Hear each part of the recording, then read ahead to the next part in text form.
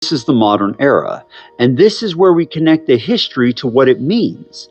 If you lived inside it, if you were affected by someone inside it, or if you're watching to understand how high control systems actually work.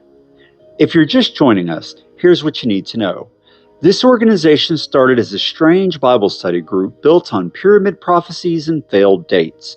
It was taken over by a man who purged the dissenters and demanded absolute loyalty.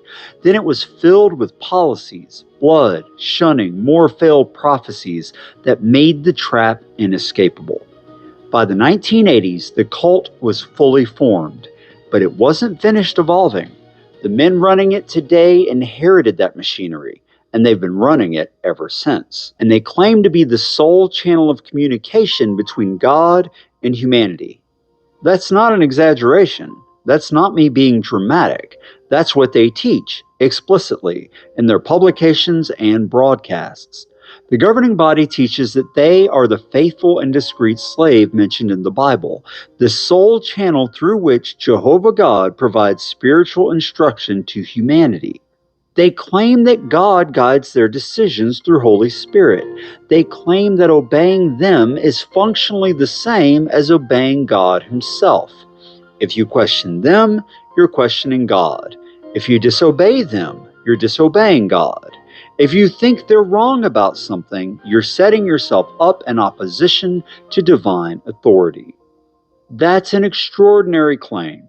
And like all extraordinary claims, it deserves extraordinary evidence.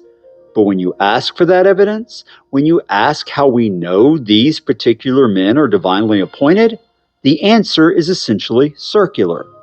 They're God's channel because they say they're God's channel. And if you doubt that, it just proves you lack faith. But here's what's interesting about the governing body. It didn't always exist in its current form. Under Russell, there was no governing body. Russell was the central figure, but the Bible students were loosely organized.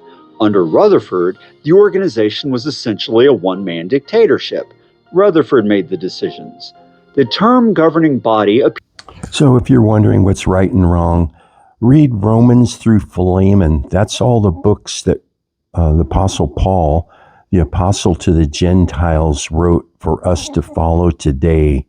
And rightly dividing is knowing what applies to us today and what doesn't apply, what applies to the Jews, what applies to the Gentiles. So if you want to go down the right path, start following Paul as he follows Christ in this new age of grace.